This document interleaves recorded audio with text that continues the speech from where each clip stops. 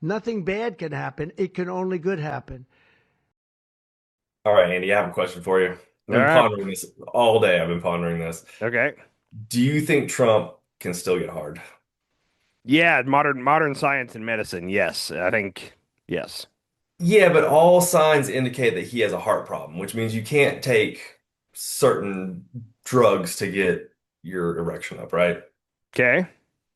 I I gotta believe he still is getting some kind of loving. I don't know what kind it would be.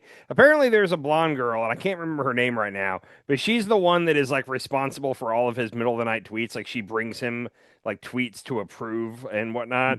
She, Natalie Harp. yeah, Natalie Harp. She used to work for OAN. Okay. A lot of rumors that that's his new. I want to say like what is the right version of? I want to say boy toy, but she's a female, obviously. But I don't think he can still get hard. I mean, he's 80 years old. He's in horrible health. He doesn't sleep. I just don't think he's getting hard.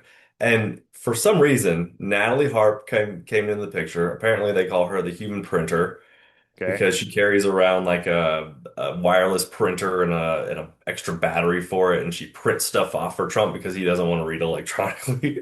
That's for So, for for the last 10 years we've known that like every day it used to be Dan Scavino was like that guy used to work at his golf club and Trump brought him with him to the White House the first time he won and like that guy would just print out tweets all day for Trump to like review and if he liked it he would autograph it with a Sharpie and then they would mail it like UPS mail it to that person. So if you're a MAGA commentator and you're always online defending Trump, like every now and then you might get like a piece of mail in the mailbox from the White House, and it is an autograph. Trump autographed a printout of your tweet, and that's how he says he approves, basically. So okay. now Okay. in this administration, it's no longer Dan Scavino, it's Natalie Harp doing this, I guess. So and Interesting. we speculated that possibly, like, wouldn't it be funny if Trump is actually sleeping like a baby? What if he's sleeping 9 hours a night and it's some intern that's up in the middle of the night making all these weird posts? The story was kind of vague, but it said that she's the one behind his late night tweets. It doesn't say if she's prodding him to do it. You could read it either way. Either she's prodding him to do it, or she's doing it on his account, one or the other. Yeah. Well, I mean, and she goes everywhere with him now. Yeah. It seems like she's all over the place, and There's Melania is not traveling with him as oh much. she Melania And then hasn't before that, been there was Laura Loomer. the Lumer was claiming that she gave the president a BJ on his plane. I'll say this. Her claim seems like it probably didn't happen, but she was going around telling people that supposedly.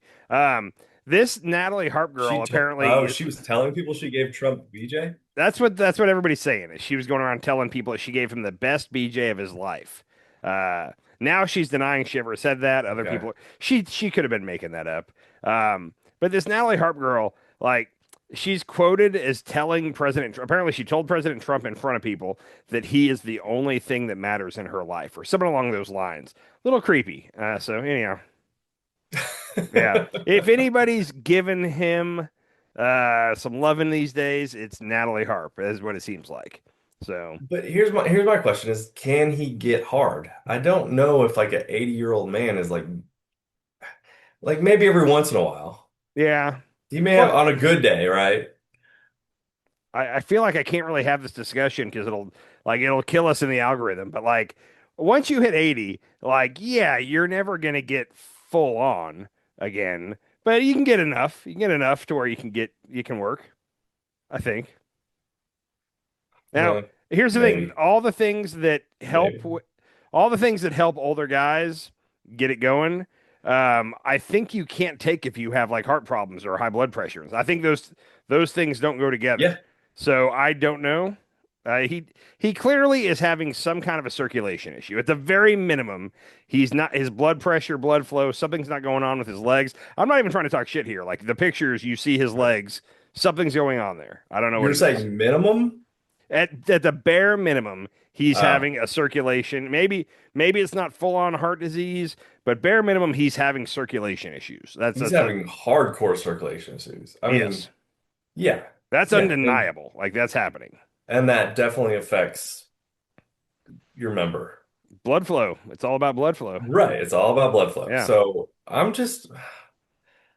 I don't know. I just don't buy some of the stuff that these. Yeah. I don't. I could see it either way. Like maybe he's not. Here's the one thing I'm almost sure of. Like if he is fooling around with Natalie Harp, I don't think Melania cares. Like I don't think it's a deal where like, oh, Melania better not catch us. I'll bet she's like, oh, thank God somebody else is doing it. Like I don't have to. Like I feel like that's probably where they're at in their Well, marriage. who's fucking Trump? Like, why? Why is this chick fucking Trump? Dude, there's still a lot of people. You She's gotta, she's kind of cute, right? she's not bad. She's a blonde that was on TV. Yeah. You got to remember there's a lot of people out there, 30% of the country or 30% of voters right now, um, believe that Trump was sent here by God to save us. Like, I know that sounds weird, but that's And people, so them cheating on Trump or Trump cheating on his wife with them they don't care. for God is the is the ticket. They don't care. Like, and a lot of them don't believe it. Like, even the Stormy Daniels thing, like, they'll be like, oh, Stormy Daniels was just lying. And it's like, no, that was pretty cut and dry, but okay, whatever. Like, we know that Trump was cheating on Melania while she was home with like a newborn son named Barron. Like in this, like a couple, like there was that Karen McDougal lady that was a Playboy playmate or whatever that did the $130,000 hush money deal with her. Oh Like yeah. that was she was fooling around with him like while Barron was like 0 to 6 months old, and they don't Oh wait, care. so he fooled around with Karen McDougal and Stormy Daniels. Those two were both in the same time period. Yeah, like Uh, while either Melania was pregnant or Barron was very, very young. So, Interesting. and even Megyn Kelly said it on her show this week. She said Trump has cheated on every wife he's ever had. Like we've known he's a flawed person, but she still endorsed him in 2024. So it's not like this is new. It's not like we're just finding out Trump's a flawed person. We've known this. No, no, no. I mean, yeah, he's just a despicable human being. But my question is, can he still get hard? No. I need proof. It's I wouldn't want that proof. I'll take his word for it. I I don't want want to see proof. it. I don't want to see it. So anyhow, okay. I Well, think he's just a flaccid president at this point. I That's hope what I'm saying. I hope you get the proof you need. Real quick, you used the word flaccid. Tonight, I was having dinner with a family, and one of the wife is a like orthopedic or a therapist, occupational therapist. That's the word I'm looking for. And she was talking about somebody she was working on, and she was like, "Well, yeah, and his left arm was flaccid." And I had to stop her because I was like, "I've only ever heard like about one we call it limb, one appendage being Hmm. described as flaccid. I've never heard of an arm or a leg." And she was like, "Oh yeah, in medical terms, like if you have a stroke and your left arm doesn't work anymore, it's flaccid." I just thought that was interesting. When you say the word flaccid to Yeah. me, I only think of one thing, but apparently it can be used to describe your arms or legs medically. Just letting you know. Yeah, anything that's kind of like a noodle Yeah, that has no dexterity to it. For the fuck word. commonly Oh, arms after a stroke. So anyhow, um, sure, sure. So the the big thing that happened this weekend is the I guess supposed ceasefire that we're about to hit. Before we talk about that, because I got too many things on that. Real quick, after Trump got back from China, I was saying at least he didn't give away Taiwan. Like it could have been a lot worse. We could have given away Taiwan. The more and more we find out, the more and more it's looking like he might have gave up Taiwan. U.S. arms sales to Taiwan have been paused, a senior U.S. military official said, fueling concerns among lawmakers and Taiwanese officials that President Trump's support for the democratically governed island is wavering. So, and that was the whole thing is they have an arms ship and they're buying basically like Patriot missiles and stuff like that from us to defend themselves against China. And that was the big thing is everybody was worried that Trump was going to go there and do something to mess with our aid, our arms shipment to Taiwan. When he first came back, it didn't look like he did, but now we've announced officially there is a pause in any weapons going to Taiwan. That is all that President Xi of China wanted from this trip is he wanted to disrupt the flow of arms to Taiwan. Looks like he did. It looks like we traded Taiwan for China supposedly buying some soybeans, which they still haven't met the quota of what they said they would buy. Yeah, So they're we still not buying them. so we So, traded soybeans for Taiwan, where we get all of our microchips. Fascinating. Like this is going to work out really well. And we, so is it the same microchips that we don't sell to China, yeah, the H20 chips or whatever that. So they make them in Taiwan, Mhm. they ship them to us, but we will not ship them to China. Yes. Do you know the Okay. history of Taiwan? This is kind of fascinating. There was a communist revolution in China in the 1950s after World War II, okay? And as the communists were basically sweeping in from the northwest and like the existing government was fleeing further south to the southeast, and they eventually got in boats and went across the Strait of, I can't remember what it's called, to Taiwan. And that was like the last place that the government of China like they made their final stand, and they've held it ever since. So like the people on Taiwan were the original government of China. They basically fled to there when the communist revolution happened. So now the communists have been saying since 1950 something, basically saying, "Hey, Taiwan is part of China. That's us." China's saying, "No, like you guys are not the actual government. We're so like we call it Taiwan, but over there they call it like the Democratic Republic of China or something like that's what Taiwan is called to them because they are the original China." So Mm. President Xi desperately wants to reunify. I don't think we'd give a shit if it wasn't for the fact that our chips are there. And like this was a very like strategic decision by them 30 years ago was to pump a whole lot of money, time, and effort into making microchips because if they made the microchips, they knew that like the West would defend them against China. They did it on purpose. Anyhow, so he hasn't totally given up on China yet. Just things are not looking good at the moment. So we'll see. See where we end up there. That's interesting. So the Taiwanese, they do not want to be part of China. Like they Yes. want to be a sovereign nation. Okay. Yeah. And Yeah. Trump has been ever since this came out, Trump has been saying we just don't want China or we don't want Taiwan to try to go independent. We don't want that. And in their minds, they're like, no, no, we are independent. Like we're not part of China. We are independent. And the verbiage he's using is kind of the Chinese version. It's like, Yeah. hey, we can't let you guys in. So kind of like when he parrots exactly what Putin would want him to say, he's now putting what Xi, quoting what Xi would want him to say about Taiwan. It's very interesting. So. Anyhow, we Hmm. had that to be determined if we officially give up Taiwan, but right now it's not looking good. And then the other thing that happened last week that we haven't talked about yet is our good friend Tulsi Gabbard is leaving the role of DNI, Director of National Intelligence. Who could have ever seen this coming? Things were going really well for her. I mean, I could list all of her accomplishments in like under a second. She did nothing. She Like did nothing. Yes. here, before we get to what she did and what she didn't do, um, this is from Reuters. Gabbard resigns as Trump's top U.S. intelligence official. Now she's claiming that, and apparently it's true. Her husband has some form of bone cancer, and she's saying she's leaving to be with her husband as he undergoes treatment. Seems very reasonable. Sure. Um, this Reuters report also said signs of the White House displeasure have included Gabbard's absence from deliberations between Trump and his national security advisors on the U.S. military operation that deposed former Venezuelan President Nicolas Maduro, the Iran war, and Cuba.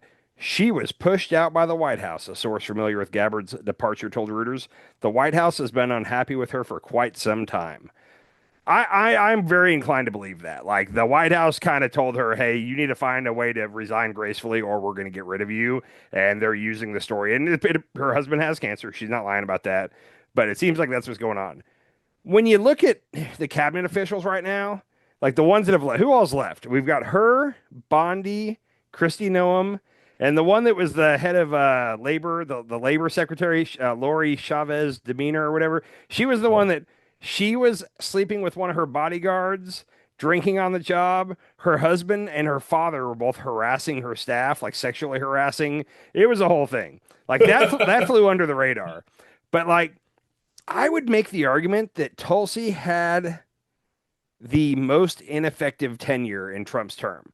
Like Pam Bondi successfully hid the Epstein files. Like that was her job was to make sure they don't get released. She did that. Yep. She pushed back against Congress and whatnot. Like Yeah.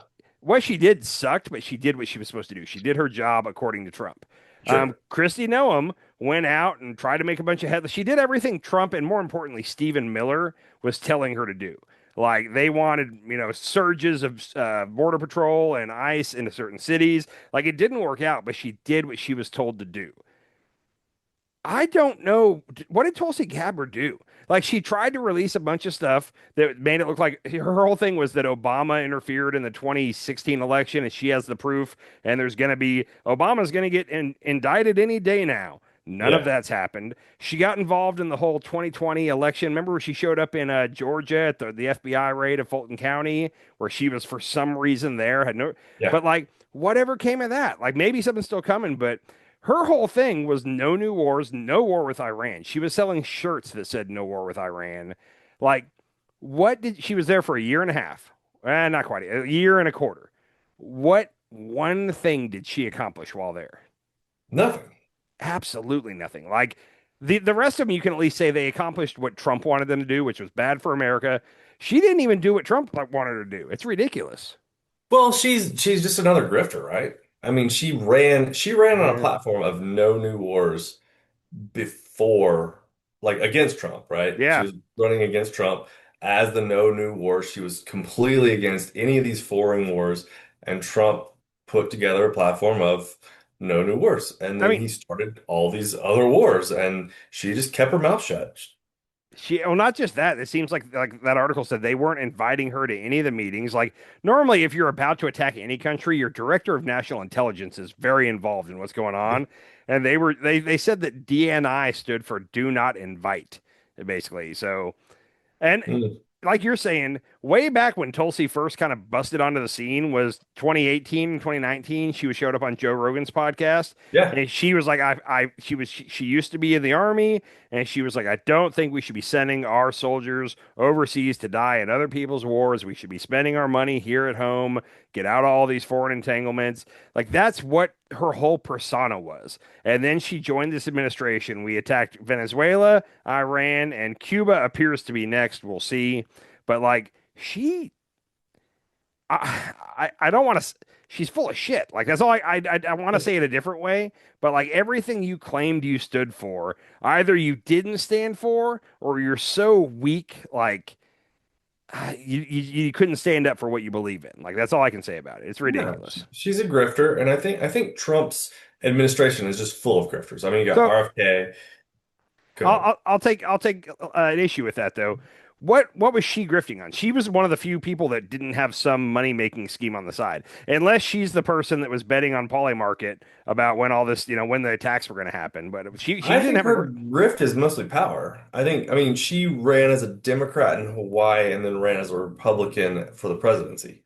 well, she never said she was a Republican, I don't believe. But she also like she didn't have any power. If that was her grift, it didn't work. Like she at no point in this administration has she had any real power to wield. She didn't make any money. She's a failure. Like I think grifter is the wrong word. She failed terribly, You can be and a grifter and a failure. so she failed at grifting. Yeah. That I think the definition of grifter, for me at least, I think most grifters fail at some point. Like people catch on and they understand that you're grifting and they don't trust you. And she's a grifter, but she's not good at it. but without looking it up, I believe that the definition of grifter is someone who's trying to enrich themselves from their position, Well, trying to make power is an money. enrichment. Nah, trying to make money specifically. I feel like, Power is yeah. Power is yeah. definitely an enrichment.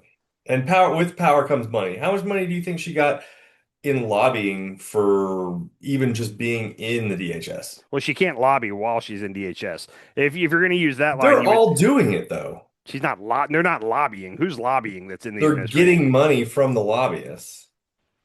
Eh, a grifter is a con artist or a swindler who obtains money or property through fraud, deceit, or clever trickery. But could you So, say power it should be in there too? no, I wouldn't. I Money or think I property think through. so. Okay, well, that's it. Me and you disagree on that. I would say Okay. Tulsi was a lot of things. She was the only, like everybody in the administration for the most part has their side hustle where they're making themselves rich while being in the administration. She's the only one. If she was doing it, she was the best at it because we didn't see it ever. Like we have no evidence that she was enriching herself from her position. All the rest of them are doing it. So then what do you think she was doing? I honestly think I think she fell for it. I think that she thought Trump really meant no new wars. We're not going to attack Iran, all that stuff. I fully think that she bought into what Trump was selling. Okay. I just looked up, did Tulsi Gabbard make money? Um, and it says, yes, Tulsi Gabbard has made a significant amount of money following her transition from a Democratic congresswoman to a conservative politician figure. Her recent financial disclosures have revealed an estimated net worth ranging from 55 million to over 127 million. I'm trying to like she was selling. She Real was estate holdings, media and speaking engagements, book deals, business income, speaking fees. So so she's a grifter. before she joined the administration, she was raking in the bucks. Like for the period of time she was like running or helping Trump's campaign, she was raking in the cash. It seems like you don't get Yeah. speaking fees once you're in office. I don't believe. If you do, that would be Mm, terrible. I think you still do, right? I don't. I Didn't think you. like Hillary didn't Hillary Clinton get in trouble for that? Yeah, once Not she in got out of trouble. office. Once she was giving all these speeches to Wall Street. Like that's the whole game is you get these positions so that once you're out of office you can cash in on it. So now that she's leaving, if she does cash in on it, then maybe grifter applies. While she's been in, like I said, the rest of them, what makes it so corrupt is they're doing it while they're in office. They're actively enriching themselves. She's the one that wasn't doing it out in the open. Maybe Out in the open, yes. if she was doing it, I haven't seen the evidence yet. So anyhow, goodbye, Tulsi. In my opinion, possibly the worst one to leave yet. Like the worst at her job. Like she didn't do anything. Okay. She she Right. got she got nothing done. So Right. Not the worst one, but the worst at her job. yeah, the one that accomplished the least. Even Yeah, if it's she bad stuff. Like I said, Christy Noam accomplished some things. They were all me and you hated them, but she was accomplishing what Trump and Stephen Miller told her to do. Pam right. Bondi accomplished things. Christy Noam or Tulsi Gabbard accomplished nothing. She tried. She tried to make it seem like Obama was going to get indicted. Clearly, that's not going anywhere. What else did she do? I can't think of anything. Yeah, I don't think she did anything.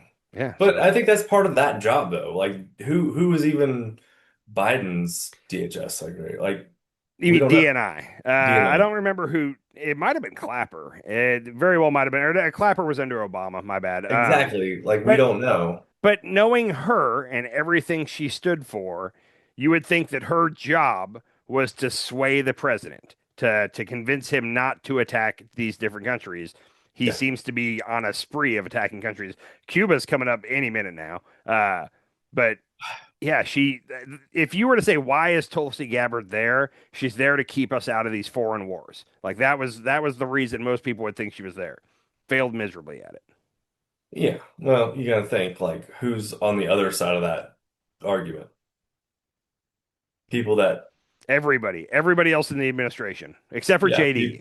Yeah, people that tend to make money from wars are yeah, on the other side of the argument, and they all have Trump's ear. And Tulsi Gabbard just didn't do a very good job of convincing him not to go to war. yeah. And real quick on Cuba. I've been saying for 2 or 3 weeks now that they're going to indict Raul Castro. That was my theory has been they're going to indict him and then Yeah. they're going to end up kidnapping him in the middle of the night like they did Maduro. I don't know if you saw, but like Thursday or Friday they officially indicted Raul Castro. Now he has pending charges once he steps foot in America. What do you want to bet that in the next week or two there's going to be some Venezuela-like operation where they're going to kidnap a 94-year-old man and he's randomly going to show up in New York ready to go? He's put him up for trial now. Aren't they indicted him for something like 40 years ago or Yeah, something? for something happened in 1996, I think it was, and it was Okay. they shot down 2 planes. And this is even, it's like they shot down innocent civilians in planes. It seems like it was very much our CIA was running an operation, and they were dropping like leaflets and pamphlets on the island to try Uh, to get the people to rise up against the government. Seems like they shot down two of our CIA planes, almost definitely. But we're like, they shot down two civilian planes. Those were four civilians. Uh, if they didn't officially work for the CIA, they were being paid for the CIA by the CIA. So sure. anyhow, but what can you say? So anyhow, on to Iran real quick. Have you been keeping up with all the moving pieces this weekend with the potential? We're not even there yet, but a potential deal for a ceasefire. Forget nuclear and all that. We're just possibly going to have a ceasefire deal. Have you seen the back and forth on this? That's all I've heard, is what Okay. you just told me. That's all I know. It goes so many different directions. I'm gonna try to show you what both sides are saying right now. And then at the end we'll talk about what we think is really happening here, okay? First of all, as a reminder, this is where Trump started off with, oh, he said this in multiple different ways for the first month of the fighting. But this is a tweet from all the way back on March 6th. There will be no deal with Iran except unconditional surrender.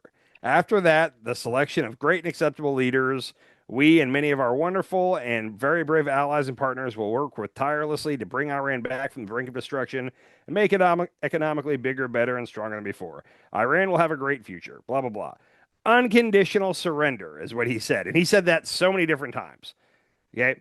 You'll This never, is when he thought that we were just gonna steamroll through him, right? but he's even said it like 2 or 3 weeks ago. Like he was saying it during this most recent ceasefire that he's not going to eat. And so, just so we're clear, Iran has been saying for the last 3 weeks, they said, hey, we'll open up the Strait of Hormuz. You undo your blockade, and we'll do our blockade, or open up the strait, and then Hmm. we'll talk about nuclear. But we're not even going to talk about nuclear till you get rid of your blockade and we open up open up the strait.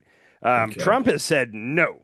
There will be no ceasefire without a nuclear deal. So that's where we've been stuck for 3 weeks. Okay. Now it appears we are going to do a deal just to open up the strait and basically give ourselves either 30 or 60 days to have discussions about nuclear and see how that goes. And Trump's trying to frame this as yes, it's a victory. I finally got him to do what I wanted them to do. No, they've been offering this for the last 3 weeks, and Trump has said no, this isn't good enough. And suddenly, it's good enough. Whatever. Um, Trump's newest tweet on this, real quick, and I'm not going to read this whole thing, but it's kind of hysterical because it seems like we're going to get right back into what he calls it the Obama Iran nuclear deal. It was called the JCPOA. But here's what he's saying now. One of the worst deals ever made by our country was the Iran nuclear deal, put forth and signed into existence by Barack Hussein Obama and the rank amateurs of the Obama administration.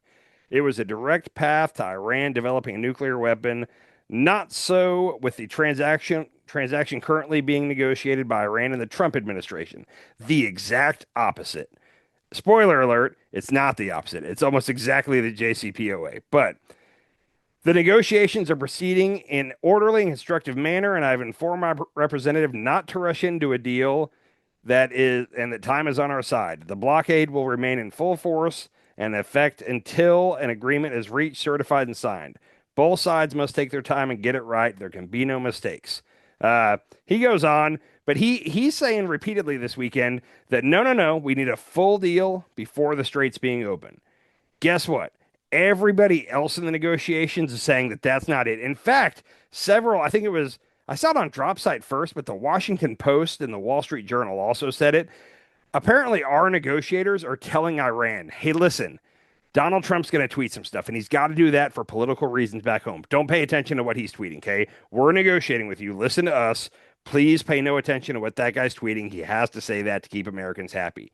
So that's, Uh-huh. and Iran is then turning and telling our newspapers that, hey, this is what the negotiators are telling us. So basically, you can't believe anything Trump's saying right now. Of course. The I one mean, thing, have you ever believed anything Trump said? no, and in no other time in history should it be us versus Iran. Iran is known to bullshit. And in any other time, you should say, oh, well, clearly I believe America over Iran. Right now, they're both liars. So that's why I wanted tonight. I just want to put forth what both sides are saying. And you and the listener can make up their mind as to where we're at, but I'm going to show you what we're saying. The one thing I do want to say is I think we might actually be close to some kind of a ceasefire deal, like realistically. And the reason is because several people that are Trump supporters are very upset this weekend. Mark Levin, very, very pro Israel on Fox News, has been throwing a hissy fit on Twitter all weekend. Lindsey Graham has also been throwing a hissy fit. This is Lindsey's tweet. It's long, but bear with me. If a deal is struck to end the Iranian conflict because it's believed that the Strait of Hormuz cannot be protected from Iranian terrorism and Iran still possesses the capability to destroy major Gulf oil infrastructure, then Iran will be perceived as being a dominant force requiring a diplomatic solution. This combination of Iran being perceived as having the ability to terrorize the strait in perpetuity and the ability to inflict massive damage to the Gulf oil infrastructure is a major shift in the balance of power in the region and over time will be a nightmare for Israel. Also, it makes one wonder why the war started to begin with, if these perceptions are accurate. I personally am a skeptic of the idea that Iran cannot be denied the ability to terrorize the strait, and the region cannot protect itself against the Iranian military capability.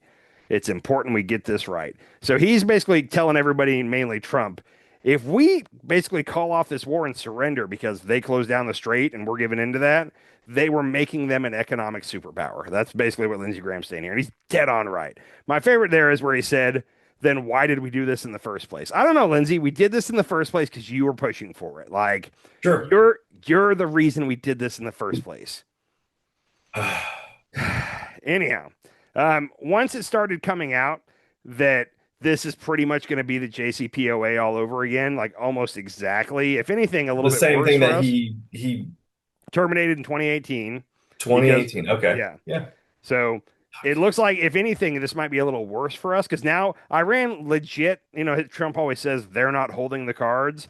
They have more cards now than they did back in the day. They've proven they can close down the strait and inflict pain on the world. So they have more leverage than they did. So our starting negotiating point is worse than it was in 2015 or 2014 when we were doing the original Iran deal. So just remember that. When it started coming out that this is going to be the JCPOA, Republicans have been scrambling to try to make it seem like, no, no, no. What Trump did here is something nobody else could do. Check out this one tweet real quick. This made me laugh pretty hard over the weekend. This is Speaker of the House, Mike Johnson. President Trump is the only one who could have gotten Iran, the world's largest state sponsor of terrorism, to the negotiation table. We are greatly encouraged to learn a peace deal in Iran is underway and look forward to learning more about the specifics. Under President Trump's leadership, our nation is stronger, more respected on the global stage, and safer than ever before. That is complete and utter bullshit. Well, do you see the fact check below by Grok? He started by saying President Trump is the only one who could have gotten Iran to the table. The fact check by Grok below. Obama and other world leaders have been able to get Iran to the negotiating table. I got a kick out of that. Mike Johnson is a piece of shit. Yeah, he's an interesting guy. So anyhow, here's what we think we know about what's going on. And this is coming from Scott Jennings, who is he's going to just repeat what the White House told him to say, okay? Scott Jennings says, A, the USA is not giving Iranians money for nothing. All speculation and propaganda to the contrary is false. Some hardline elements of Iran's government have pushed these fake stories and propaganda to try to kill this negotiation. Now, what he's responding to there is everybody saying Obama unfroze some of Iran's assets. When the Iranian Islamic Revolution happened in 1979, they had given America a lot of money to buy more weapons. We sold them all their fighter jets and all that. That's why their fighter jets are like our 1970s fighter jets. But they had made an order to purchase a lot of stuff, and when the revolution happened, we didn't give them the stuff that they'd ordered because we didn't want our military equipment to go into their hands, but we also didn't give them their money back. So we've had it frozen ever since then. Courts have ruled a couple different times that we need to give them their money back, and we're just saying no, like international courts. So Obama, as part of the JCPOA, unfroze, I think it was like $4 billion is what Obama gave them. And Trump talks about that all the time and what a mistake that was to give them the money. Well, a lot of people are reporting that part of this deal is we're going to unfreeze more of their assets. 6.5 billion is the number I keep seeing. So more than Obama gave them. Okay. Scott Jennings is refuting this, but not really. Again, what he said was USA is not giving Iranians money for nothing. Now, he didn't say we're not giving them money. He said we're just not giving them money for nothing. They're gonna give something. They're gonna open up the strait, and we're gonna give them $6.5 billion. The strait was already open. It was totally. Damn it. His next key point: Iran will not get any money or sanctions relief up front. So hold on, wait. Again, you're not saying they're not going to get any money. You're saying we're not going to give it to them up front. He said Iran must turn over a nuclear stockpile to get anything. USA position is that a failure to meet deal commitments means Iran gets nothing. At the end, he says initial deal point is to reestablish the free flow of commerce by reopening the Strait of Hormuz. So this is where what Trump is saying doesn't match up at all with what the reporting is saying. Trump is saying that no, we're negotiating the full deal right now. No nuclear. They have to give up their nuclear dust, as he keeps calling it, all this stuff. what all the papers and everybody else is saying is no, right now we're negotiating a ceasefire and an agreement to open up the Strait of Hormuz. And at that point, there'll be either a 30-day or a 60-day window to negotiate the nuclear side of things. None of the nuclear is involved in this first deal at all if we get to a deal. So, little confusing. It's very confusing. Very And confusing.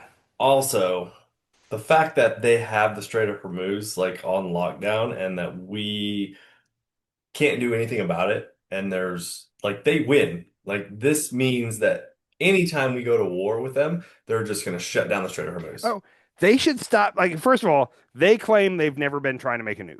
I think I've told you before, I think they were trying to make 60% enriched uranium so they could use that as a bargaining chip to try to get sanctions relief. Because Yeah. again, when they got to 60%, they told us about it. They said, "Hey, America, we're at 60%. Do you want to make a deal?" And if they were really trying to make a nuke, they would have never told us that. They would have just gone all the way up to 90 whatever percent they need to Mhm. get to and then tried to make a bomb in secret without telling anybody. Which strategically, that was kind of their mess up. They should have just gotten a nuke. Like every country, if you look at what's going on in the world right now, if you have a nuke, Mm. nobody's gonna mess with you. You're North Korea, you have a nuke. They're the probably the worst country in the world. So, yes, but the Ayatollah that we killed right at the, or sorry, Israel blew up right at the beginning of this. He had put I think it's called a fatwa. He had put a fatwa on nuclear weapons. He said no. He said it's against Islam to have nuclear weapons. So he was the reason that supposedly, if you believe they were not trying to make a nuke, it was because he had had a directive that they were not going to make nukes. Now he's dead and his son's in charge, and his son might not feel the same way about it. I'll just say. Yeah, and that I mean that just speaks a lot to Islam and how like more peaceful they are than Yeah. Well, but at this point, like they Christians. don't need a nuke. Like all what they need to do is put a lot of money into sea mines. Like the next time a country screws with them, put out some sophisticated sea mines and shut down the Strait of Hormuz again. That's all. That is their nuclear option. Like who needs a nuke when you can hurt the world economy so greatly? So Yeah. that I if mean, a they're nuke still helps. A nuke still helps. gonna, I don't know. We'll see. I think they know because right now the only reason that like I believe Saudi Arabia does have nukes. That's one of those where like nobody's talking about it, but they probably do. But Yeah. like if Iran gets a nuke, then America is going to let Qatar and Bahrain and the UAE. We're going to let all them get nukes too. And once everybody has a nuke, then it's almost not an advantage anymore. It's like, yeah, you got one, but so does everybody else. So it only works if you're the only one with a nuke. And Iran kind of knows that if they get a nuke, we're gonna let all those other Gulf countries have nukes, and then it's back to even. Well, does everybody having a nuke create world peace? Kind Eh, of. eh, I depends mean, on we don't go to war with Russia or China yeah. because we all have nukes. Depends on who do you mean by everyone? That's my question. Like there's certain countries out there that can't have an I don't know, like Yeah, because their they might leaders are actually just start firing them. yeah. I mean, and the Middle East is one of those areas where it's kind of dangerous for anybody to have a nuke. I'm surprised Israel hasn't fired a nuke. Oh, it's not confirmed that Israel has nukes, just so you know. No, they have them. It's, It's we confirmed that they have them, isn't it? everybody knows they have them, but they're the only country that according to the rules, if you have nukes, you have to sign on to this nuclear non-proliferation treaty, and Yeah. Israel refuses to admit that they have them or sign the treaty. And Yeah. America has rules where we will not do any business with any country that has nukes and hasn't signed the treaty, but so that's how we just say, if you ask America, America's official position is we have no clue if Israel has nukes or not. Because if we admitted that we know they have nukes, we Yeah. wouldn't be able to sell them weapons or anything. So Right. yeah, they should just admit they have them and sign the treaty, but they're never going to do that. So That's kind of fucked up. yeah. So anyhow, back to our fun people in MAGA. Frank Lutz, he used to be a Fox News pollster. He's still a right wing like mouthpiece. This is my favorite tweet. I think he said. Insider reporting from an unnamed White House official says the Iran deal is 95% done. 95%. That's pretty close, right? The last 5% must be minor things. Wouldn't you think? He the Very remaining close, yes. says the remaining 5% of negotiations are focused on Iran opening the Strait of Hormuz and turning over all nuclear material. That's the whole like, what do you mean is 95% done? And the only thing we have to figure out is about opening the strait and the nuclear material. That's the whole. That's yeah, 95% not done.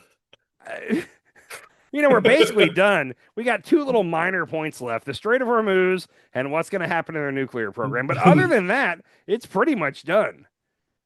Get out of here. That's the opposite, bro. That is the total opposite. And then the last thing, and this is just comical to me. Um, Donald Trump had a call. This is reported by Barack Ravid. Barack is the guy that keeps getting all of the scoops every time he's like, "Oh, we're close to a deal." It's always Barack Ravid.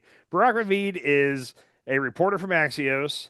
He is Israeli and he used to be in the IDF, and he seems to be the first to get the scoop all the time.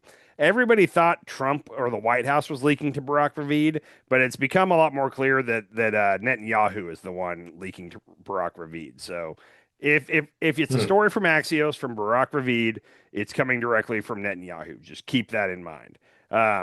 This is interesting though. Barack Ravid said President Trump told leaders of an Arab and Muslim countries during a Saturday conference call that if a deal to end the Iran war is achieved, he wants all their nations to join the Abraham Accords and sign peace agreements with Israel.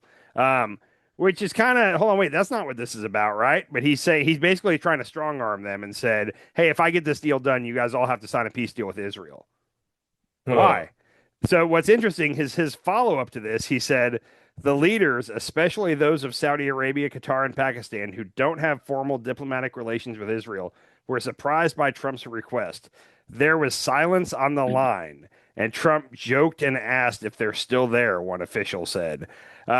I read another story about this, and apparently he said it, and there was like 15 seconds of silence just because they were so blown away. They were like, no. That's never been a part of this. You want us to sign a peace deal with Israel? Like, even if even if the leaders of those countries, like a lot of those countries do actually have like an under the table relationship with Israel, like they kind of have a working relationship, but they can't admit that to their people because most of their people do not like Israel for religious reasons, but they could never admit that. So right there, that's dead in the Well, water. is it religious religion or just because Israel's kind of a shitty country? Well, I'll bet it's a little bit of both now. Forever, it was just straight up religious Jews versus Arabs type stuff. Okay. So, anyhow, that's the American side. I do have a But couple. Go is ahead. that because Israel's kind of a shitty country? Like you say it's religious, but it's religious because like Israel keeps starting wars with other Yeah. countries. So Muslim. it really bothers me because when people try to tell the history of this, they're like, oh, well, these countries have been at war. And I heard one guy recently, and I can't remember, it was on a podcast probably, but he was like, well, this history goes back a long ways, but for our purposes, let's start here. And they started at a place where it's like, well, if you start here, it looks like Israel's the one that got attacked. Well, go back 10 more years, and it looks like Israel's the one that's, and really, when Israel got formed in 1947 ish, like the first thing they did, and I think it was called the Nakba, I think is a word. I've Um, heard of that. they basically went around in 1948 and were like kicking all the Palestinians out of the Israeli area and burning down their houses, and it was a whole thing. It wasn't nice. And then It after sounds that, familiar though. it sounds very familiar. But after that, the Arab Israeli War, the 6 Day War, like several things happened after that where the Arab countries were the first to attack Israel, but they were all doing it in response to the Nakba in 1948. I hope I'm using that word right. And it's like, oh, yeah, if you skip that part in 1948 and just go straight to the Arab Israeli War, then it does make it look like, well, the Jews, Israel was just sitting there and the Arabs attacked first. Well, yeah, because you're skipping the thing that happened 5 years previous to that. Anyhow. Yeah, I mean, the Israel seems to not like anybody that's not Jewish, right?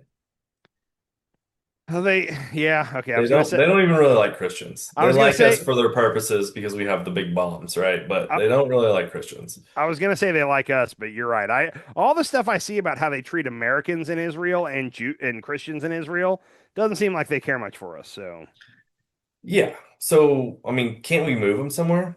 Like, shouldn't we just move no, that's Israel again? Because it doesnn't seem like they seem to be the issue. Like they don't get along with anybody around yeah. them ever. So I'm just gonna throw this out there. in the future, whenever you're talking about any group of people, you should never be like, can't we just move them somewhere? There's all kinds of connotations that go way back in history with that. The Native Americans here, and we can't we just move them somewhere? Let's send them to Oklahoma. Can't we just move them somewhere? Like, don't ever, yeah, just don't say that with groups of, especially like ethnic people. That's true. That's almost an ethnic cleansing or genocide. Can't we just move them? It's No. not cleansing or genocide. I didn't say any of that. I Okay. said I mean, in 1946, we gave them that territory. I think it They actually, didn't have that territory before, but we gave them that territory. yeah, but if you're saying now, can't we just move all the Jews out of that area? I think that actually is a cleansing. Like, that's exactly what that is. I didn't say kill. Cleansing No, means killing, no, because removing. removing is cleansing too. You Okay. don't, yeah. I'm just Well, saying well, it seems like they're surrounded by people that don't like them, they and they are. don't like any of their neighbors. So maybe they should move. So what I would say is maybe we shouldn't have taken, and I'm not going to give the whole history lesson, but we had promised that land of Palestine to the Arabs in return for them helping us in World War One. We had the Ottoman Empire rise up against the Axis powers and said, "Hey, if you guys do this, if you rise up on our side, we'll let you have all this land to rule yourselves." And we never intended to do that ever. And after they did, they helped us win the war, and then we were like, "Okay, we're going to carve all these countries up into weird borders that make no sense with the different ethnic groups. We're going to call this Iraq and Iran and Syria and blah blah blah. And then we're going to give this little portion right here that everybody wants to the Jews who've been in Europe this whole time." So they never had any intent of actually following through with what they promised back in 1916 or 1917. Yeah. Yeah. I mean, this is kind of, I mean, if you move into a neighborhood and all your neighbors don't like you, like there seems to be an issue where you should probably move out of the neighborhood. Well, again, So when they moved in within a year, they started terrorizing the Palestinian residents of that area. Like that was 1948. So we'll give them Cuba. you know what? That's not a bad idea.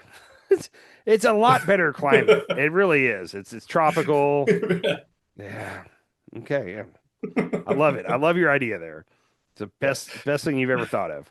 Um, Real quick. Okay, just to give you a flavor of how Iran took the news this weekend, this was the first tweet I saw actually from the Iranian government. Oh yeah, I saw this. It's so good. So, and Did you see the meme they did with Trump playing Uno with the yeah, Iranian leaders? I did. And again, let's be clear here. Iran's government's full of shit too. So like Trump's claiming that he's getting everything he wants out of this deal, and Iran is also claiming that they're getting everything they want, Yeah, and Trump is surrendering. The truth is likely somewhere in the middle. It really is. sure. Like, but both sides are claiming total victory at this point, which I think is kind of hysterical. Okay, Um, who do you think actually is winning? I don't know. I don't even want to try to say yet because here's the thing. I think that Trump is flat out lying about the deal that's about to be signed. It seems like we're going to sign a deal to open up the flow of oil out of the Strait of Hormuz. Okay, that's all that's about to get signed. But it was already open It was already open. So before the Trump's war. so Trump's lying, and yes, 100% on that. Now, there very well could be a deal in the next 30 to 60 days that's going to involve us, or them getting rid of their 60% enriched uranium, giving it to Russia or China would be most likely. Trump keeps saying that we're going to go in and take it. Not ever going to happen. There's no way there's no way they're going to give it to us. They're going to, Yeah. and we should be fine if they say, "Hey, we're going to give it to China, we're going to give it to Russia." They both already enrich uranium. That's no big deal. Let them have it if that's the way it wants to work. But But is they're that actually a win for us? if we get rid of their 60%, if we got rid of their 60% enriched uranium and got them to agree to not enrich uranium past 3.67%, which is all you need for civilian nuclear power, Okay. then yes, that would be better for us than where we're at now, but it would Okay. also be exactly where we were pre 2018 when Trump canceled the JCPOA. Like we're going to be right back to the Iran deal, but right now, for me and you, for Americans that just want peace, the best case scenario here is we just get back into the Iran deal, the Obama Iran deal. Like that's the best So thing that could happen. so Trump put us in a deficit with Yes. Iran, right? A big deficit. Since 2018, he's been putting us in a deficit with Iran. So because he got out of it, Iran has as soon as we canceled that deal, they started enriching uranium higher than they were allowed to before. They got all the way up to 60%. And Okay, hold on. Let me rephrase this to make my point here. okay, We were better off before Trump came into office the first time with Iran. The whole world was better off. And then Trump slowly decimated our standing, our understanding of Iran and what they can, their capabilities in nuclear war and the Strait of Hormuz. And now we're negotiating back towards something that's probably not going to be as good as what we had before Trump. yes. So yes to everything you're saying. Well, the way I would phrase it is to say we would have been better off had Trump kept us in the JCPOA, the Right. nuclear deal. And because he didn't now, we're going to have to release more of their money, give them billions more dollars is what it looks like. Okay. And Which they actually should have it's kind of funny that we they should just have. have we've just decided we're going to keep their money, and even though the courts say we should give it back, we're not going to. That's dumb. But we're going to have to give them back more of their money. There's been 13 American service members killed, 300 or so wounded, and I don't know how many. I saw an estimate that said only 17,000 Iranian civilians killed so far during all this. That number seems low, but if that's it, that's still 17,000, or sorry, 1,700 is what it was. 1,700 Iranian civilians killed. And a lot of So them were little girls. yeah, it's 162 or something like that. We're schoolgirls. Anyhow, we didn't need all these lives lost, and Iran's gonna. And if you're Trump, you've been complaining about Obama giving them the 4 billion for what 6 7 years now. He's been complaining about that, and now he's potentially going to give them as much, if not more, is what the reports are. So, and Yeah, I mean, my point is that like Trump meddled in something that we already had that was good, and now we're going to come out worse than we were before. yeah, The entire world is coming out worse than we were before. and really, the main reason for that is because now everybody knows that at a moment's notice, Iran can just stop the flow through the Strait of Hormuz. Like Yes. that's their trump card now. That's their nuclear option. So Yep. Yep. just to let you know, this is what the Iranian and Arab sources are saying that Trump has agreed to so far. Okay, saying we're going to compensate Tehran by releasing block funds of at least $6 billion. We're going to lift sanctions. Huge. They can make money off their oil finally. Yeah. Remove American forces from around Iran. Iranian sources more specifically mention the naval assets in the region. So basically, America retreat from that region. Lift the blockade. Ceasefire on all fronts, including Lebanon. That's a key. We're going to talk about that in a second, but including Lebanon, basically allowing Tehran to rearm its proxy network and help Hezbollah reassert its control in Lebanon. In exchange for, so they're getting all that in exchange for a gradual reopening of the Strait of Hormuz with transit remaining under Tehran's management and control, negotiations over other issues with no hard deadline. The 30-day negotiating window can be extended. Washington has not denied any of these claims. This is a total surrender, pretty symbolic if it's announced on Memorial Day. So that's what they're saying is they're getting a lot, and all they're giving up is they're going to allow shipping to go back to normal levels, but still under their control. And there's a 30-day negotiation window to discuss all the rest that can be extended. If we're So giving up all that there's a for very good chance that they open up the strait for 30 to 90 days and then they shut it back down. 100%. And maybe Trump wants to drag on this ceasefire negotiation just to get through the midterms, get the oil flowing again, get the gas prices coming back down, and then once we get through the midterms, say, well, negotiations didn't work. Like that, I believe that's definitely a possibility. Mm. But that's what Iran is saying. And then just real quick, Al Jazeera actually had a tweet on this that I thought was fun. According to Al Jazeera, the Iranian deal includes unfreezing billions in Iranian funds, lifting the blockade, pulling U.S. forces away, reopening the Strait of Hormuz through tolls with Iran, and allowing Iran to keep its enriched uranium. If that's true, at Al Jazeera, in America, we act like, oh, Al Jazeera is the Arab news channel. Like they're liars. They've been pretty right on a lot that's been going on in this war. They claim that we've agreed to all that. Now, nothing's been officially agreed to, nothing's been signed. But if that's where negotiations are, is we're gonna give up all that to basically just get the strait reopened. That's a L, buddy. That's a straight up loss. Yeah. So I don't know what I can say is I think my prediction right now, if I had to make one, is that we're gonna get a deal to get the strait reopened, probably sometime this week. He's gonna announce the straits reopen. He's a Okay. hero. He did this for him. Nobody else could have done this but Trump, which has got us back to where we were before he attacked. I don't think there's any way we get to a final deal. Can you guess the one thing that's going to stand between us and a final deal with Iran? Laura Loomer. Okay, you're close. Who does Laura Loomer represent? Oh.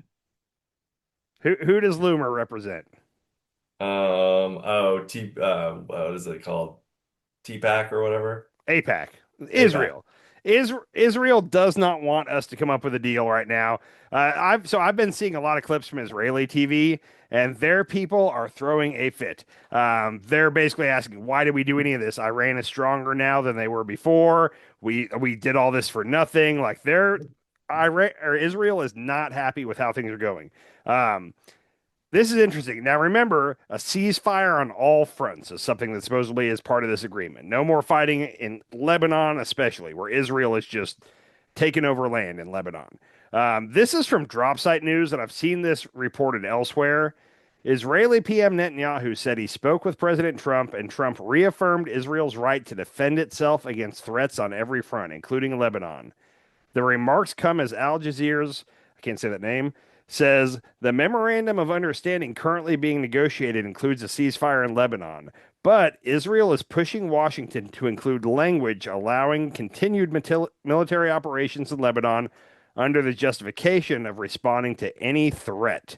According to this person, Iran has rejected that formulation and is insisting on a sustainable, lasting ceasefire. So already, Israel, remember the first time we had a ceasefire and Trump flat out said this includes Lebanon. And then, like Hmm. a day later, he was like, no, it doesn't include Lebanon. Clearly, it doesn't because Netanyahu had called and gotten in his ear. Well, we're Sure. already at that phase again where Netanyahu's trying to get him to insert language that says, hey, if we're responding to a threat, then we can attack. Yeah. Iran says no, that is not a deal. So that's going to be the big hangup right now is Lebanon and Israel attacking Lebanon. Yeah. Hmm. So anyhow, that's where we're at. Make up your own mind. Iran says that we're giving all of this up just for the Strait of Hormuz. Trump says, no, no, no, we're giving up some, but it's to get a great deal, including, nuclear ban, no nuclear weapon. We're going to get their enriched uranium. The Strait of Hormuz will be fully open. Basically, we're going to win, according to Trump. I think it's going to be somewhere in the middle. I think we're going to give up some stuff, and Iran's going to give up some stuff. Overall, we would have been better off if we had just stayed in the original deal. Is my final We would point. have been better off if we never would have sided with Israel ever in the first place. I mean, they seem to be the major problem in the world at this point. I would not go that far, but Eh, I mean, come on. And okay, I actually have a video okay. of Trump's crazy ass interview with I think he was getting on Air Force One, and you can hear the play in the background as usual. But go ahead and check this out. What have you said to Prime Minister Netanyahu about Iran and how long to hold off on It's strike? fine. He'll do whatever I want him to do. He's a very, very good man. He'll do whatever I want him to do, and he's a great guy. To me, he's a great guy. Don't forget, he was a wartime prime minister, and he's not treated right in Israel, in my opinion. I'm right now at 99% in Israel. I could run for prime minister, so maybe after I do this, I'll go to Israel, run for prime minister. I had a poll this morning. I'm 99%, so that's good. But no, he's a wartime prime minister, and I just don't think they treat him well. Mr. President, what do you do? I think they have a president over there that treats him very poorly. You're on the same page with him on Iran? Yeah. He'll do whatever I want. So the key things there, first of all, I would love it if Trump, after 2028, if he left and he went to Israel and ran for prime minister. Love it. Let's do that. That'd be great for us. Let's do it.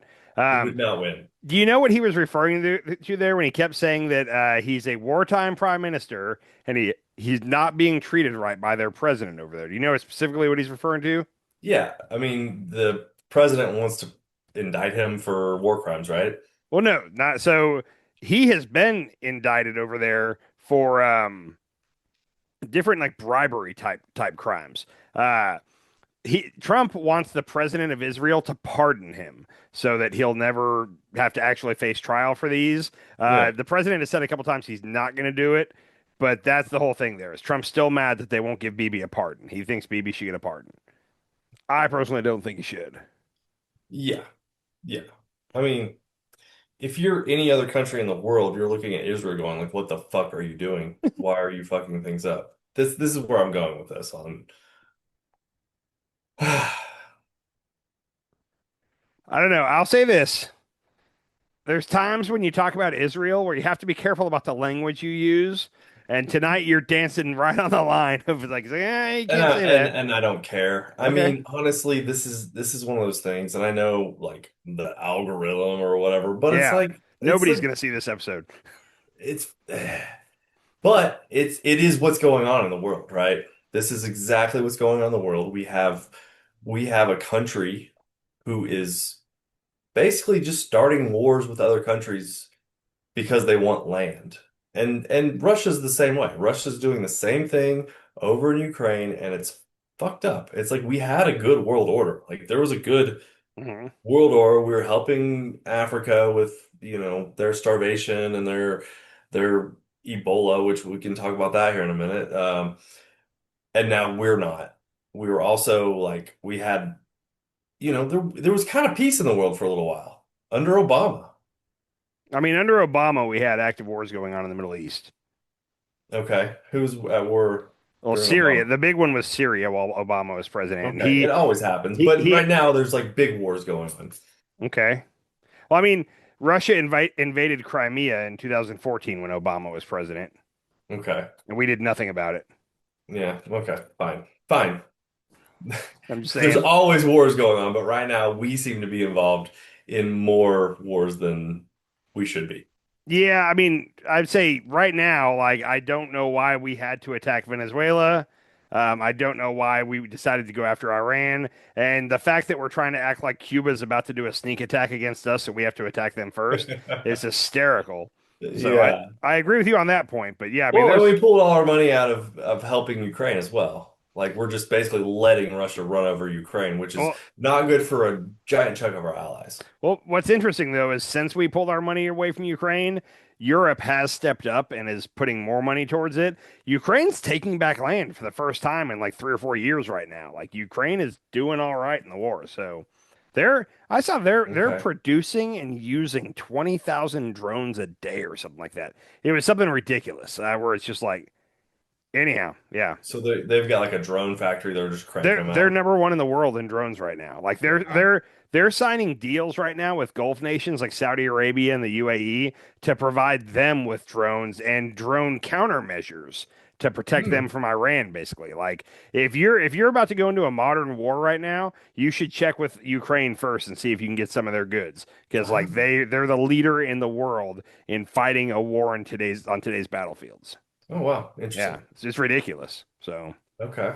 Huh. somehow, when Trump tries to make a country weaker, sometimes it backfires. It makes them stronger, and Ukraine's like a great example of that. Like he was kind of cutting them loose, and now Ukraine is stronger than they've ever been. So, and he'll probably at one point try to claim he did this intentionally, like he meant for it to work out this way. He didn't, but he was trying to sell them out. But no, they've emerged stronger. So go Ukraine. Well, the same with U.S. and Iran. Yeah, I mean he's made Iran. They're not a world superpower, but they're way more powerful than they were not long ago. Way more powerful. Yeah, it's just scary. It is scary. It's interesting. Yep. What else you got tonight? All right. Let's see. Oh, did you see that Donald Trump? Well, he did not go to his own son's wedding. Yeah. So I mean, what's funny, and when he was in the White House and the Oval Office talking about it, he was like, "Oh, I really wanted to go. I've known him for a very long time." And everybody was like, "Oh, wait, you've known him for a long, he's your son." Now, I listened to it a couple times. He might have been referring to her. He kind of mumbled a little bit, and he might have been saying he's known her for a very long time. yeah. Funny story about her, and I wish I would have pulled this to be exact, but her father is big in the Miami like the area of Florida where Trump and Epstein were hanging out, where the Palm Beach. He's big in the Palm Beach area and is apparently in the Epstein files. And at one point wrote like a letter of recommendation for Jeffrey Epstein. That guy's daughter is now marrying Don Jr. Just Of throwing that out course. there. Of course. It all connects together. There was an interesting interview that got pulled up, and it was Trump. It was Trump on 60 Minutes. I think Barbara Walters was interviewing him. Oh, this is And from like back in the 80s or 90s. yeah, and it was like, you haven't talked to your son Don since March, and the interview was like April of the following year, so it was like a whole year or something he hadn't talked to his son. Yeah, he was Donnie was 12 at that point, I believe, is what she said in the Okay. interview. What's funny, that interview is that every journalist should have to watch that because that's how you interview Trump. He was like, well, a lot of people say that I emerged stronger than I was before. And she was like, no, they don't. Nobody's saying that. Like several times she was like, I've talked to your bankers. They said you're broke. And he's like, well, it depends on what bankers you talk to. And she was like, I've talked to all of your bankers. They said you're broke. Like you're in debt. Like she schooled him in that interview. It was pretty fun. So Yeah. Yeah, and like our media is not doing it at this point. nope. Anyway, I mean, Yeah. how do you not go to your own son's wedding? Well, and so we're getting a little ridiculous with the whole like fake assassination stuff because Oh, so the Butler thing, a lot, there's a good amount of people think that there's a lot of unanswered questions. Some people think it's staged. Some people have questions about the shooter, whatever it was. sure. Conspiracy theories about that. The White House Correspondents' Dinner one, conspiracy theories galore. Mhm. Again, kind of weird that he was able to get into the hotel with all those weapons, but whatever. Sure. Now we had a shooting outside of the White House. Initially, it was reported that there was a shooting at the White House, or that someone was shooting at the White House. There was a shooting like around the corner from the White House. It was close enough to the White House to where they locked everything down, which they should do anytime there's a shooting that close. But it Sure. doesn't appear that I don't know that the White House was the target of the shooting. Maybe Right. maybe we'll find out more later. What was funny about this is I saw different clips of different news anchors where they were outside doing their live shot, and all of a sudden the shots rang out, and people were ducking down and hiding under tables. And the White House told everybody to get inside and get into the press room for lockdown. Panic all around. There was one reporter, and I think she was on NBC, that she was the only one that I guess has never heard gunfire before, had no clue what it was. I'll pull the tape for you real quick. What is that? What is that? Sounds like fireworks.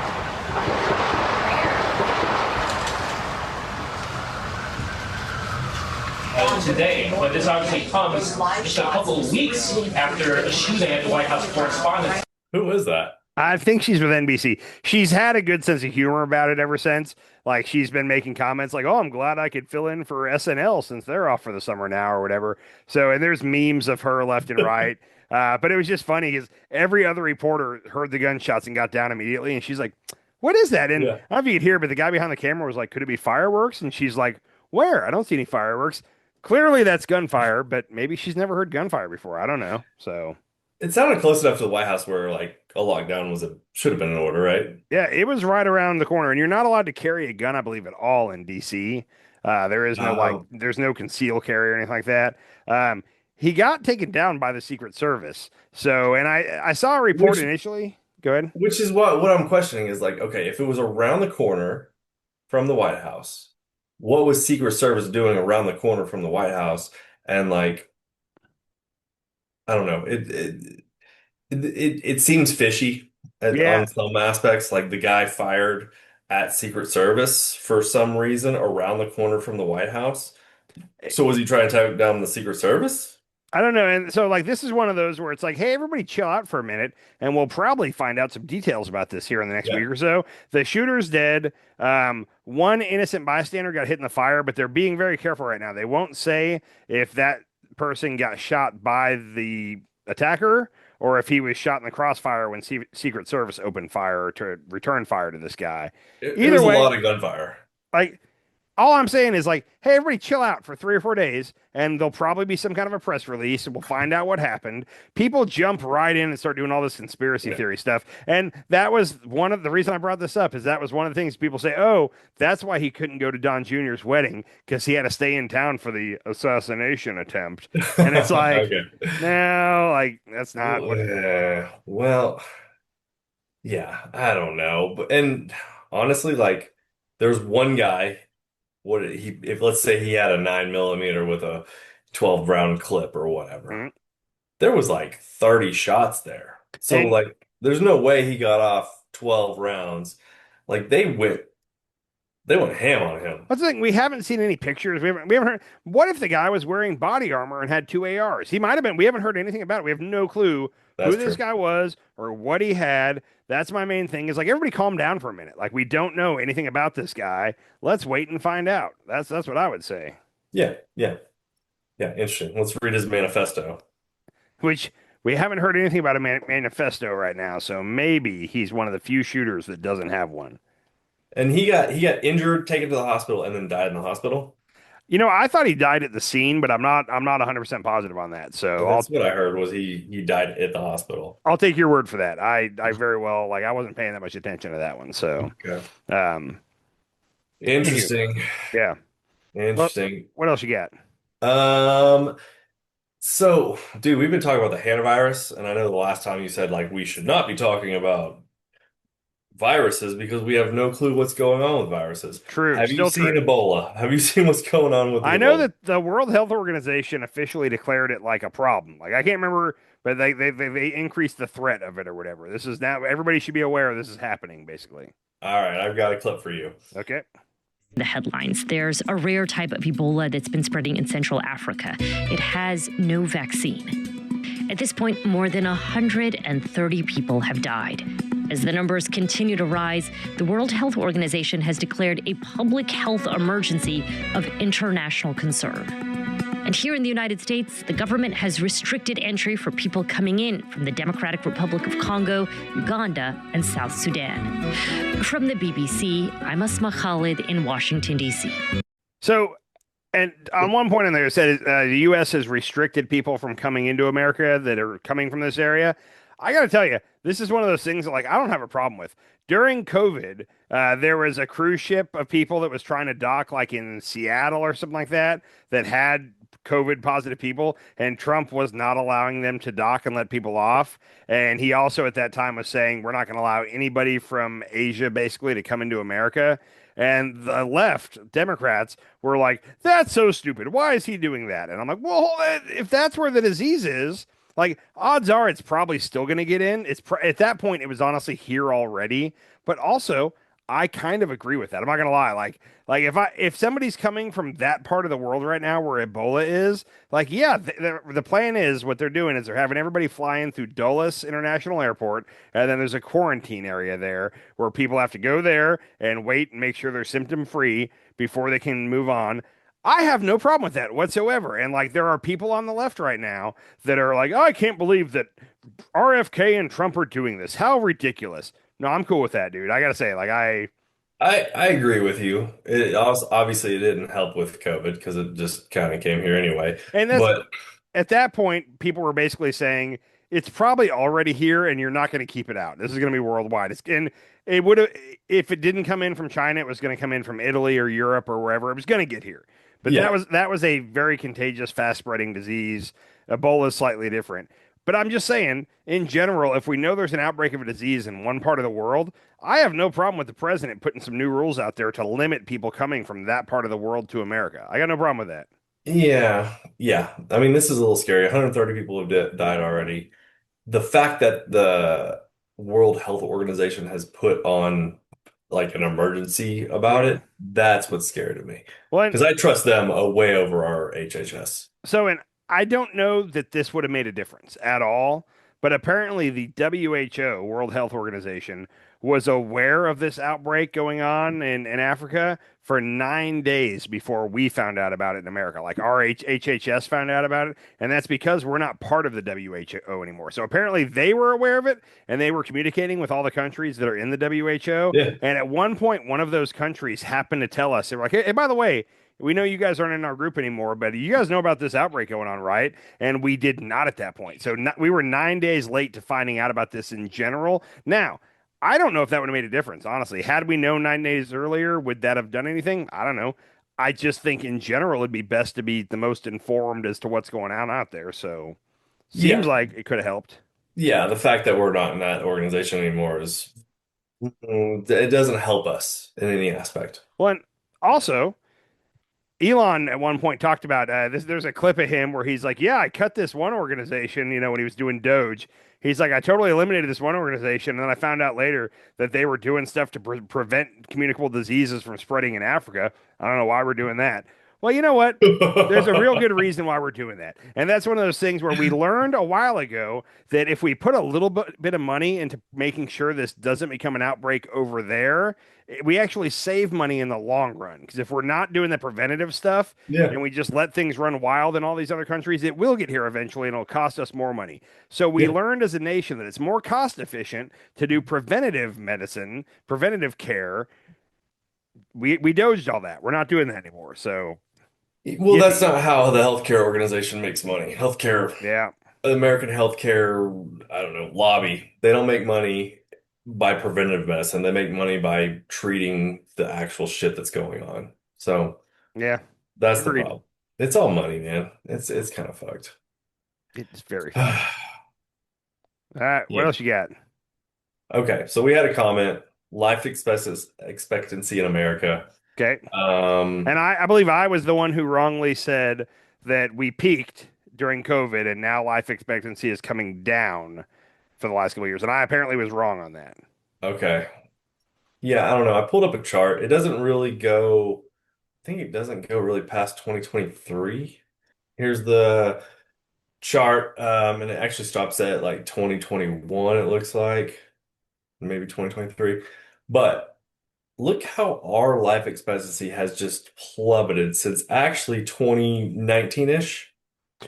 Are we the green line? What is the blue line? We're the green line. Can you not read that? No, what's the blue line?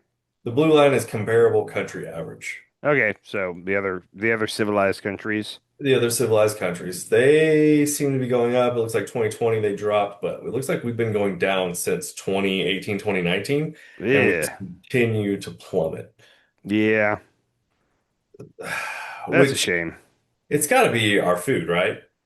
Like we have the most advanced medical industry. I think that it's our food, it's the toxins that get into our food. I think there's several things that RFK says that I think are right. Yeah. But we're not doing anything about it. Right. And he says a lot of stuff that he doesn't hold his word to. Yeah, he said a lot that he seems to not really care about it. Yeah. It says, and this is an AI overview. It says the life expectancy in the U.S. is currently rising, having rebounded to an all-time high of 79 years, according to data from the Centers for Disease Control and Prevention. This reflects a 0.6-year increase from 2023.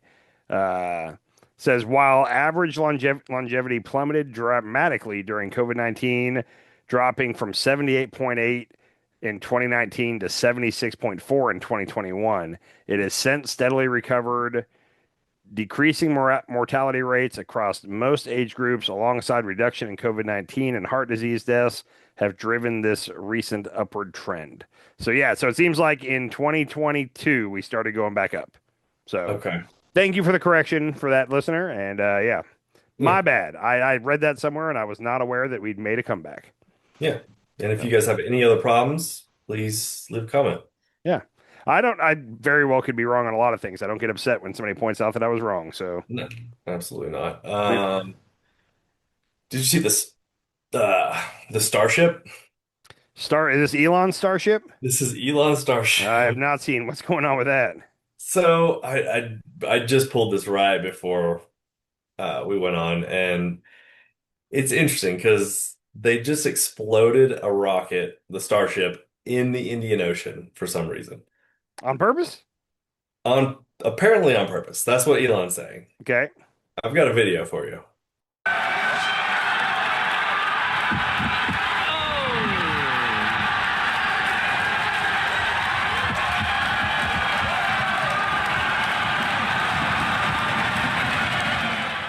So this was planned. This is part of the launch itself. This was the largest and most powerful launch of this rocket's kind, by the way. It took place at about 6:30 Eastern time, and it was deemed a success by SpaceX. I'm going to just keep reading about this. I'll let you guys watch the looping footage of this explosion. I mean, this is wild stuff. The planned launch for this, you might have been watching this on Thursday night. They tried to launch this rocket on Thursday. They ultimately ended up aborting it. SpaceX confirmed that the fireball eruption was planned, since they don't plan on reutilizing the experimental spacecraft. Those of you that watch these launches often, SpaceX launches especially, you might have seen a SpaceX Starlink launch or two. Usually you see the boosters come back down to Earth. They land themselves very gently on a pad, and then they can be reused for later launches. So I get that, like, there was like Falcon 9 Heavy was his one before Starship, and there were several that they launched that they knew were going to explode. They were launching it to get data and this and that. I get it. I wonder about the environmental impact, and I don't know enough about this. But, that's where I'm at. And so there's a whole thing going on because Starbase, his base in Texas, it's right along like the Texas-Mexico border. It's in a protected wetlands. That was like a national protected area, and the U.S. government and the state of Texas decided to basically give up that land and give it to Elon. And what Elon's doing down there, there's too much red tape and a lot of stuff. I get it. I agree with a lot of that. But they cut all the red tape. Like normally you would have to get environmental studies done and try to see what the environmental impact will be for launching rockets from here. And I think we need more red tape in all those areas. Like the more red tape, the better. When it comes to the environment, I think you'd be shocked by some of the red tape that, like, a lot of times it's more at the state and city level red tape that happens. But when it comes to keeping the environment clean and healthy and our drinking water and our oceans and all that, like, yeah, I want there to be protection for that. So there's different environmental groups that have been suing the state of Texas and the federal government about this. But like, according to them, what Elon's doing launching all these rockets down there is destroying that habitat for animals and whatnot. And it seems, I'm wondering if he did this in the Indian Ocean because too many people were paying attention to what he was doing here in Texas. So it's like, oh, I'll do it over there. Nobody will notice if I do it over there. That's just my thought. I don't know if that's true. I'm just guessing. That's exactly where I was on that. It's like, okay, so we're just allowing these billionaires to explode rockets in the ocean. And like, not only is it just like debris in the bottom of the ocean, but it's also all these chemicals. Like there's jet fuel and oils and lubricants and all kinds of shit in there that's just like toxic. Like we're already having issues with our fishing, right? We're already having issues with commercial fishing and recreational fishing, which leads me into my next segment. Have you seen what's going on with the snapper fishing in Florida? I've not seen anything about snapper fishing in Florida. You got me on this one. All right. Memorial Day weekend was supposed to coincide with the start of an expanded recreational red snapper fishing season in the Atlantic. But at the last minute, federal judge issued a ruling that favors commercial fishing companies. Western's Justin Checker spoke with a disappointed family in Brevard County. There's no way that they would cancel an hour before snapper season. Zach Spurlock says he couldn't believe his eyes when he learns about the late night ruling Thursday by a federal judge in Washington, D.C. I'm doom scrolling at 11 o'clock, had just got everything all prepped, and I'm like, this has got to be AI. But reality sunk in Friday when he didn't take his daughter and her friend fishing off the coast of Port Canaveral on what should have been the first day of the recreational snapper fishing season in the Atlantic. Lindsay, every single year, we can basically watch her grow by her annual picture of the red snapper. It's so sad. I've been doing this like my whole life, and I love red snapper so much. FWC blasted this ruling, posting on social media that this was a rogue judge siding with activists in an attempt to block Floridians from exercising the right to fish. Friday morning in Jacksonville, the governor addressed the impacts of this situation. For those who are planning to go Memorial Day, they're going to say, do your state waters and do what you got to do within the context of the overall rules. But we're not going to be out in federal waters policing this. The judge ruled in favor of the Southeastern Fisheries So do you know why they ruled that way? Like, is this to protect the fish? Are they being overfished, or what's the reason behind this? Yes. So apparently, I mean, so anytime there's like a fishing regulation in place, like even in the national wetlands, right? There's a team of biologists that Mhm. study the area, that have been studying the area for a long time, and they come up with like the best plan of action to keep the environment, um, the environment thriving with wildlife, right? Mhm. So with the snapper, like they're probably noticing that there's not as many snapper. Okay. And so they're putting putting regulations in place to keep the snapper healthy and alive and a viable fishing source for future generations, right? Which, and that's if I'm not, you tell me, because I might be mistaken on this, but like different states, like they have a certain amount of tags they'll release every year for deer, bears, whatever, and like that number isn't just pulled out of thin air. That number is based on the health of the population. Like, do they Yeah. like at certain times they realize, hey, our black bear population is getting a little out of control. We need to issue more tags for hunters this year to bring it back in, right? And that's the gist of it. 100%. A So 100%. And there's a team of biologists that study it and know what's going on. Like Colorado for hunting is separated into like 200 sections, right? okay, And they study each section to figure out how many elk and deer and bear and mountain lion and whatever you want to hunt can be called out of there. And then okay, they take that number and they average it out from like if you have X amount of hunters, how many are going to be successful? okay. So then they issue tags based on that average, right? So if they're doing that in Florida for the snapper to protect the population of snapper and keep, you don't want to like overfishing has been something I've been hearing about for I think 20 years. Like we're Yeah. overfishing our seas. So if Yeah. that's the point of this, then I'm all for that ruling. I'm sorry that they're upset about it, but But they're giving commercial fishing license precedent over like people who want to go fish. yeah, I don't like That's where that. I get it. I I get don't like mad. that. Yeah. Yeah, yeah. I would get I upset think about it. I think that the people should have the right to fish over the commercial fishing license. Okay. I'm with you there. I didn't catch that part about commercial can still do it, but Yeah, yeah, that because I think it said the commercial they stopped it for recreational fishing, but commercial fishing can still take place, right? that's pretty crappy. It's kind of crappy. Yeah. But then did you see the DeSantis part where DeSantis He said like, basically said, "Yeah, you guys, we're not going to stop you. Go ahead and do it." yeah, yeah, just Yeah, keep going. So just then buy. like it's just kind of like it's like yes, there should be laws in place, but let's like dial back the commercial fishing and It, let the people fish. it's not shocking that they ruled in favor of the big business. That's kind of the way I almost expect it to happen at this point.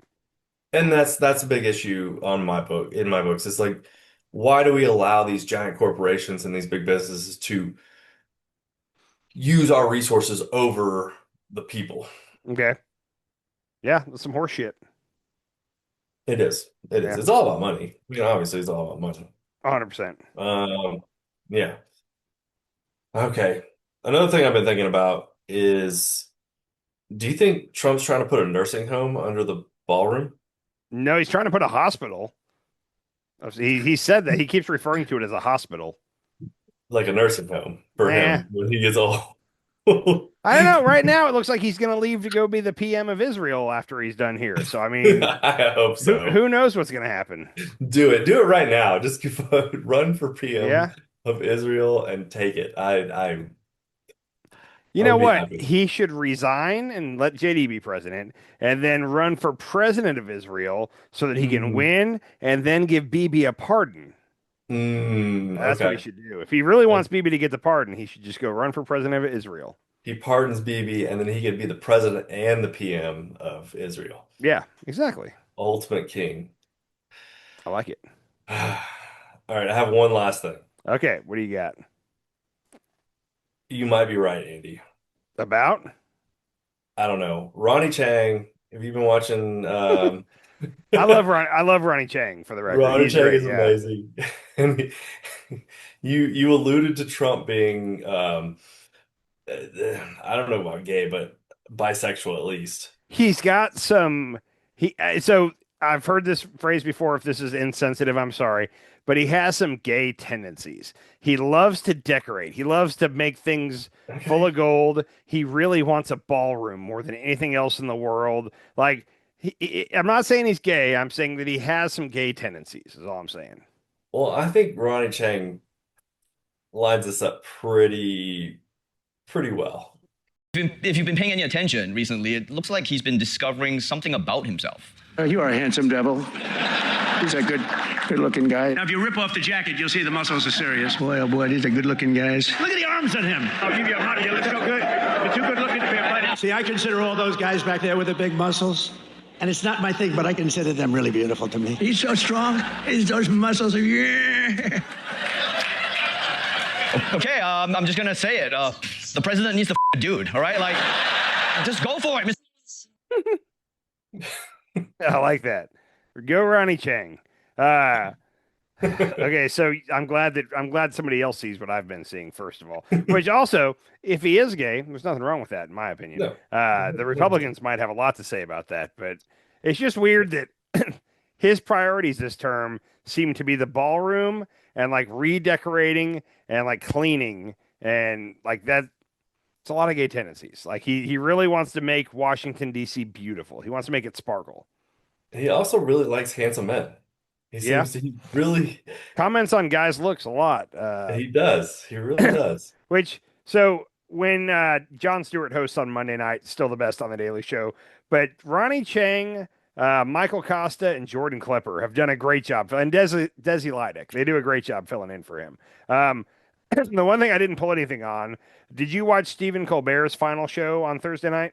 I did not. Okay, very good show. Paul McCartney as his last guest. It ended with him singing with Paul McCartney. They sang Hello, Goodbye. Some funny stuff all throughout. What's funny about this, and I didn't pull anything from this, but the very next night, Stephen Colbert was on a local, what do you call it, like a PBS station, like a public broadcasting in Monroe, Michigan, I believe. And he did an hour-long show on public broadcast where his guests were Jeff Daniels and I can't remember who the other one was. If somebody good, and then he had Jack White from the Black Stripes or whatever. The White Stripes. White Stripes, yeah. He had him as like the producer of the show, I guess you would say. Okay. And it was funny as heck. CBS tried to put a copyright on that and not let it be viewed. It was public broadcasting. Stephen Colbert does not work there anymore. And just tonight, they ended up basically giving up on that, and they're going to let it be aired. But they tried to claim that was their intellectual property. He didn't call it The Late Show. He didn't do any of his old bits. It was actually really hysterical. So go Stephen Colbert. I don't know where he's going to end up, but the fact that the night after his show ended, he's on public broadcasting in Michigan, that's hysterical to me. Like, good job, Stephen. Putting out a solid show with solid guests and a solid producer. It was a really good hour-long show. Like, whatever Stephen Colbert is going to do next, I'll be watching. So very excited for that. Yeah, he's amazing. So anyhow, I have nothing left for tonight. Do you have anything to end us on? That's it. All right. Have a good night. I want you to rethink your stance on Israel slightly and make it a little bit more palatable to the algorithm. No. Okay. You do you, buddy. Like, subscribe. Later. Sometimes you eat the bar, sometimes the bar eats you.